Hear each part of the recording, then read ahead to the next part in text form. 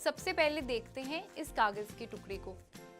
बच्चों, इसकी एक लंबाई है और एक चौड़ाई, और इसे हम क्या कहते हैं? हम कहते हैं आयत। तो ये द्विविमीयाकार है क्योंकि इसकी दो विमाएं हैं।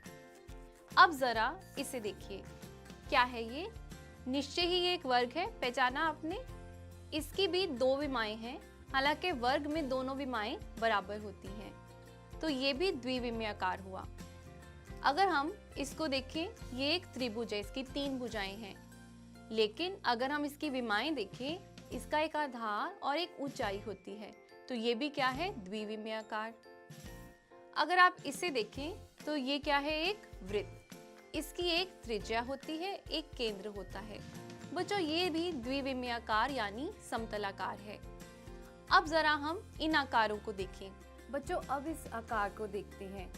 इसकी कुछ लंबाई, चौड़ाई और ऊंचाई है। देखने में तो ये एक डिब्बे जैसा ही है। इसे हम घनाभ कहते हैं, और ये भी एक ठोस आकार यानी त्रिविमीयाकार है। निश्चय इसकी तीन विमाएं हैं, लंबाई, चौड़ाई और ऊंचाई। अब इसी तरह का कुछ एक और है, आप देख सकते हैं।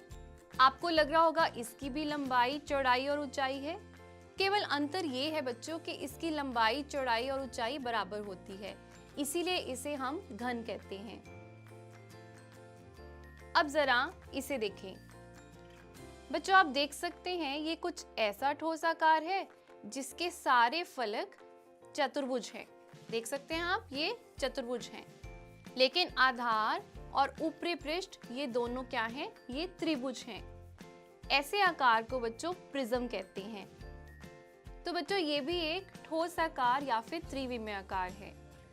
तो हम कह सकते हैं कि प्रिज्म एक ऐसा ठोस आकार होता है जिसके पृष्ठ जो हैं वो चतुर्भुज हैं, और ऊपरी और नीचे वाला पृष्ठ जो है वो एक जैसे बहुभुज हैं। तो बच्चों, घनाभ भी तो एक प्रिज्म ही हुआ, क्योंकि इसके वक्र पृष्ठ भी चतुर्भुज है और ऊपर और नीचे वाला पृष्ठ जो है वो सर्वांगसम बहुभुज है। तो ये भी एक प्रकार का प्रिज्म ही है। आइए बच्चों, इस आकार को देखते हैं। आप देख सकते हैं कि इसके जो वक्रीय पृष्ठ हैं वो सारे त्रिभुज आकार के हैं, और इसका आधार ये भी त्रिभुज है। बच्चों, इसे हम पिरामिड कहते हैं। ये भी ठोस आकार या फिर त्रिविमीयाकार है। अब जरा इसे देखें, ये क्या है? इसे हम शंकु कहते हैं। बच्चों, ये शंकु का जो आधार होता है ये एक वृत्ताकार होता है, और ये इसका शीर्ष है। बच्चों, ये क्या है? आपके लिए तो केवल ये एक गेंद है, लेकिन गणित में हम इसे गोला कहते हैं। ये भी त्रिविमीयाकार यानी 3D आकार है, या फिर ठोस आकार भी कहते हैं। गोले का कोई आधार, कोई शीर्ष नहीं होता, केवल इसका एक वक्रीय पृष्ठ होता है। आइए जरा इस डिब्बे को देखें। आप देख सकते हैं कि इसका ऊपरी पृष्ठ और नीचे वाला पृष्ठ दोनों वृत्ताकार हैं, और ये एक वक्रीय पृष्ठ है। इसे हम बेलन बोलते हैं। तो बच्चों, इस तरह हम अपनी आसपास की जिंदगी से बहुत सारी चीजें देख सकते हैं, जिन्हें हम 2D और 3D आकार में वर्गीकृत कर सकते हैं। 2D यानी दो विमाएं और 3D यानी त्रिविमीय। बच्चों, आओ देखते हैं कि त्रिविमीयाकार यानी ठोस आकारों के फलक, किनारे और शीर्ष क्या होते हैं। सबसे पहले इस डिब्बे को देखें, जो कि एक घनाभ के आकार का है। हमने पहले इसके बारे में चर्चा की है। इसके फलक क्या हैं? बच्चों, ये जो पृष्ठ होते हैं इन्हें फलक कहते हैं। अब इसके कितने फलक हैं? 1, उसी तरह से पीछे वाला 2, 3, 4, 5, 6। तो बच्चों, इसके फलक कितने हैं? 6। अब किनारे क्या होते हैं? जिन रेखाखंडों में दो फलक मिलते हैं उन्हें किनारे कहते हैं। तो आइए जरा इसके किनारे गिनते हैं। 1, 2, 3, 4, 5, 6, 7, 8, 9, 10, 11, 12। तो इसके किनारे कितने हुए? 12। अब शीर्ष क्या होते हैं? जिन बिंदुओं पर किनारे मिलते हैं उनको शीर्ष कहते हैं। जैसे यहाँ पर 3 किनारे मिल रहे हैं तो इस बिंदु को शीर्ष कहते हैं। इसके शीर्ष कितने हुए? 1, 2, 3, 4। उसी तरह 4 नीचे, 5, 6, 7, 8। तो इसके शीर्ष हैं 8। अब जरा हम घन को देखें। घन के फलक क्या अलग होंगे घनाभ से? आइए देखते हैं। इसके फलक कितने हैं? इसके फलक हैं 1 2 3 4 5 6 और किनारे 1 2 3 4 5 6 7 8 9 10 11 12, बिल्कुल घनाभ जितने। और शीर्ष कितने होंगे बच्चों? 1 2 3 4, इसी तरह 4 नीचे, 1 2 3 4, 8 हुए शीर्ष। तो घन और घनाभ के फलक, किनारे और शीर्ष बराबर होते हैं। आइए जरा इस प्रिज्म को देखें। इसके कितने किनारे हैं, कितने शीर्ष हैं, कितने फलक हैं, आइए चर्चा करते हैं। फलक 1 2 3 4 और 5, 5 फलक हुए। ये त्रिभुजाकार प्रिज्म है। किनारे 1 2 3 4 5 6 7 8 9, 9 किनारे। और शीर्ष बच्चों 1 2 3 4 5 6, 6 शीर्ष हुए इस प्रिज्म के, त्रिभुजाकार प्रिज्म के। अब ये पिरामिड है जिसका आधार एक त्रिभुज है। इसके कितने फलक हैं? 1 2 3 और एक नीचे वाला 4। इसके किनारे कितने हैं? 1 2 3 4 5 6, 6 किनारे। और शीर्ष 1 2 3 और ये 4, 4 शीर्ष हैं। तो बच्चों इस तरह हम किसी भी त्रिविमीय आकार के फलक, किनारे और शीर्ष देख सकते हैं। बच्चों अब आप इस ठोसाकार को देखें। ये कुछ अलग सा ठोसाकार है, घनाभ और घन से अलग। आइए देखते हैं इसके कितने फलक हैं। इसके 1 2 3 4 5 6 7 फलक हैं। और इसके किनारे कितने हैं बच्चों? इसके 1 2 3 4 5 6 7 8 9 10 11 12 13 14 15 किनारे हैं। और इसके शीर्ष कितने हुए? आइए जरा गिनते हैं। 1 2 3 4 5 6 7 8 9 10। बच्चों आइए चर्चा करते हैं कि त्रिविमीय आकारों के फलक किस प्रकार के होते हैं। हम पहले ही देख चुके हैं कि फलक कितने होते हैं। आइए बस देखते हैं कि वो होते किस आकार के हैं। जैसे यदि हम ये घनाभ देखें तो इसका ये फलक या फिर ये वाला फलक, ये किस प्रकार के हैं? ये आयताकार हैं, आप देख सकते हैं ये। और आयत क्या होता है बच्चों? द्विविमीय होता है। तो इसके फलक जो हैं वो द्विविमीय हैं। अब जरा इस घन को देखें। इस घन का प्रत्येक पृष्ठ क्या है? एक वर्ग है। और वर्ग क्या होता है? वो द्विविमीय होता है। अब जरा इस प्रिज्म को देखें। इसके वक्र पृष्ठ जो हैं वो चतुर्भुज के आकार के हैं, जो कि द्विविमीय होता है। और ऊपरी और नीचे वाला पृष्ठ जो है वो त्रिभुजाकार है, वो भी द्विविमीय होता है। अब इस पर ध्यान करें। ये क्या है? ये एक पिरामिड है। इसका प्रत्येक पृष्ठ जो है वो त्रिभुजाकार है, जो कि द्विविमीय होता है। तो हम कह सकते हैं कि त्रिविमीय आकारों के फलक जो हैं वो द्विविमीय होते हैं। बच्चों अब आप इस घनाभाकार डिब्बे को देखें। यदि आप इसके किनारों से इसे काटकर खोल दें तो आपको कुछ इस तरह एक जाल मिलेगा। अगर आप इसे वापस मोड़ दें तो आपको वापस घनाभाकार डिब्बा मिल जाएगा। तो इस द्विविमीय ढांचे को एक त्रिविमीय आकार का जाल कहते हैं। जैसे कि आप इस जाल को देखें, आपको क्या लगता है हमें इससे कौन सा त्रिविमीय आकार मिलेगा? जब हम इसे मोड़ेंगे तो हमें एक घनाकार डिब्बा मिलेगा। आइए अब इस नेट को देखें जिसमें कुछ माप दे रखे हैं।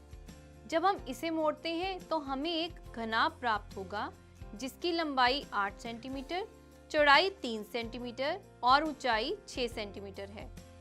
अगर आपके पास एक आयत है और दो वृत्त कुछ इस प्रकार के हैं कि आयत की लंबाई प्रत्येक वृत्त की परिधि के बराबर हो, तो इससे आपको क्या मिलेगा? यदि आप आयत को कुछ इस तरह मोड़ दें और वृत्त को ऊपर और नीचे रखें तो आपको एक बेलनाकार ठोस मिलेगा। बच्चों मेरे पास कुछ ऐसा जाल है।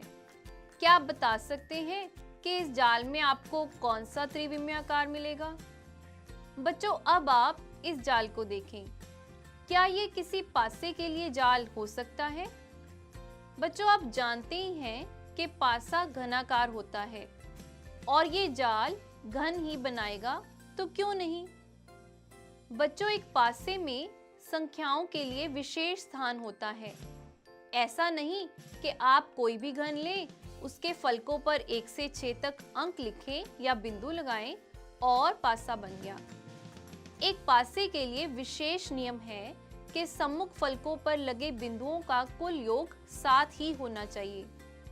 यदि हम इस जाल को मोड़ें तो हमें पता चलेगा कि सम्मुख फलकों पर लिखे अंकों का जोड़ यानी 1 जमा 4 5 आ रहा है और ऊपरी और नीचे वाले फलकों पर लिखी संख्याओं का जोड़ 9 आ रहा है। लेकिन ये कैसे हो सकता है? क्योंकि नियम अनुसार सम्मुख फलकों पर बने बिंदुओं या अंकों का योग 7 ही होना चाहिए, तो ये एक पासे के लिए जाल नहीं हो सकता। तो आओ अब ये जाल देखते हैं। इसके 3 वर्ग खाली हैं और बाकी वर्गों पर कुछ इस तरह 4, 5 और 6 लिखा है। आपने खाली वर्गों में कुछ इस तरह अंक लिखने हैं कि इससे एक पासा बन जाए। तो इसे कैसे करेंगे? आइए 3 चर A, B, C इन वर्गों में लिखें, क्योंकि हमें नहीं पता कि इन वर्गों में क्या आना चाहिए। जब इस जाल को घन प्राप्त करने के लिए मोड़ा जाए तो कुछ इस तरह का घन मिलेगा। स्पष्ट रूप से आप देख सकते हैं कि बाएं फलक पे B और दाएं पे 4 लिखा है और हम जानते हैं कि सम्मुख फलकों पर लिखी संख्याओं का योग 7 होना चाहिए। तो B जमा 4 हुआ 7, यानी B बराबर 7 माइनस 4 यानी 3। इसी तरह ऊपर और नीचे वाले फलकों पर लिखे अंक A और 6 हैं। तो A जमा 6 बराबर 7 होना चाहिए, यानी A बराबर 7 माइनस 6 या फिर 1। और बच्चों, आपको पता है कि C जमा 5 बराबर 7 होना चाहिए, क्योंकि C पिछले फलक पर और 5 आगे वाले फलक पर है। तो C जमा 5 बराबर 7 हुआ और हमें मिलता है C बराबर 7 माइनस 5 बराबर 2। बच्चों, क्योंकि हम त्रिविमीय या ठोस आकारों के बारे में पढ़ रहे हैं, तो कई बारी हमें इन्हें अपनी कॉपी में भी बनाना पड़ता है। तो आइए देखते हैं कि हम त्रिविमीय आकारों को किस तरह समतल पृष्ठ पर बना सकते हैं, जैसे कॉपी या फिर ब्लैक बोर्ड पर। बच्चों, हम अक्सर इन त्रिविमीय आकारों के तिर्यक या अनियमित चित्र बनाते हैं, जैसे ये एक घन का तिर्यक चित्र है। अब इसे सामने से देखें तो इससे ये स्पष्ट पता चलता है कि घन कैसा दिखता है, लेकिन आप इसके कुछ फलकों को देख नहीं पाते हैं। खींचे गए इस चित्र में लंबाई बराबर नहीं है, जबकि घन में ये बराबर होना चाहिए। फिर भी आप ये पहचान कर लेते हैं कि ये एक घन है। इसे हम एक ग्राफ पेपर या वर्गांकित कागज पर बना सकते हैं।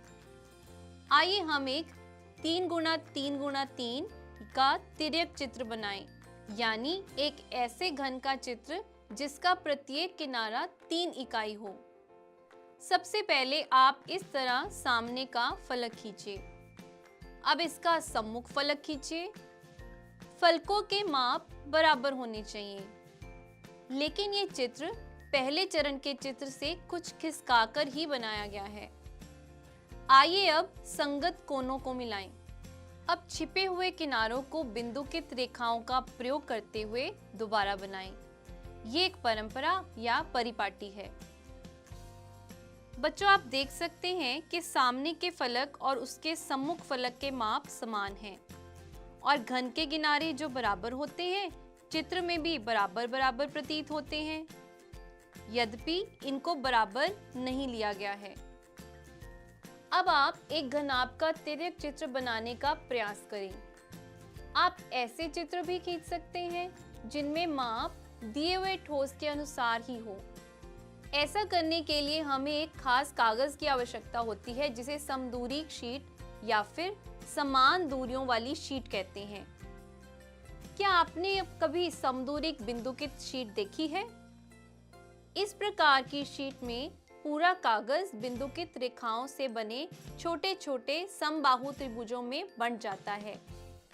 ऐसे चित्र खींचने के लिए जिनके माप दिए हुए ठोस की मापों के अनुसार हो, हम इन बिंदुकित समदूरिक शीटों का प्रयोग कर सकते हैं। आइए विमाओं 4 गुणा 3 गुणा 3 वाले एक घनाभ का एक समदूरिक चित्र बनाने का प्रयत्न करते हैं। सबसे पहले सामने वाला फलक दर्शाने के लिए 4 गुना 3 मापों का एक आयत खींचिए। आयत के चारों कोनों से लंबाई 3 इकाई वाली 4 रेखाखंड खींचिए। सुमेलित कोनों को उपयुक्त रेखाखंडों से मिलाइए। ये घनाभ का एक समदूरिक चित्र है। बच्चों, आपके लिए एक प्रश्न है। एक समदूरिक बिंदुकित कागज का प्रयोग करते हुए इस आकृति का एक समदूरिक चित्र बनाइए। तो बच्चों, आपको पहले से ही एक वर्गांकित कागज पर ये चित्र दे रखा है। ये घनाभ है जिसकी विमाएं 6, 2 और 3 है। तो बच्चों, आप ये प्रयास खुद करें। आपके लिए एक और प्रश्न है बच्चों। निम्न समदूरिक आकार के लिए एक तिर्यक चित्र खींचिए। तो बच्चों, ये आपको समदूरिक आकार दे रखा है, आपने इसके लिए एक तिर्यक चित्र खींचना है। बच्चों, आओ सीखते हैं कैसे हम ठोस आकारों का चित्रण कर सकते हैं। ये एक ऐसा ठोस है जो कई घनों से मिलकर बना है। कुछ घन आपकी दृष्टि से छिपे हो सकते हैं। आइए हम इसे ऊपर से देखते हैं।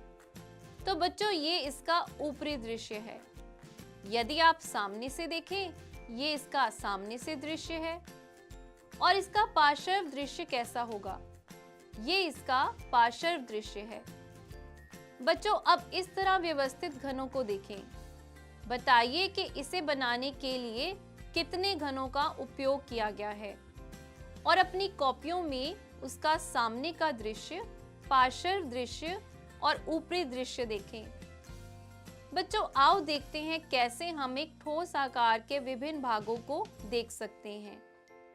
ये हम 2 तरीकों से कर सकते हैं, उसे काटना या पतले टुकड़े करना, और दूसरा तरीका है छाया खेल द्वारा। बच्चों, ये डबल रोटी की तस्वीर है। ये एक घनाभ की तरह ही है जिसका आधार एक वर्ग है। जब आप इसे ऊर्ध्वाधर रूप से काटते हैं तो इसका प्रत्येक पृष्ठ एक वर्ग ही मिलता है ना बच्चों? और इस वर्ग को ब्रेड का अनुप्रस्थ काट कहेंगे। ये काट ऊर्ध्वाधर ना हो तो हमें कुछ अलग अनुप्रस्थ काट मिलेगी। बच्चों, आपके लिए क्रियाकलाप है।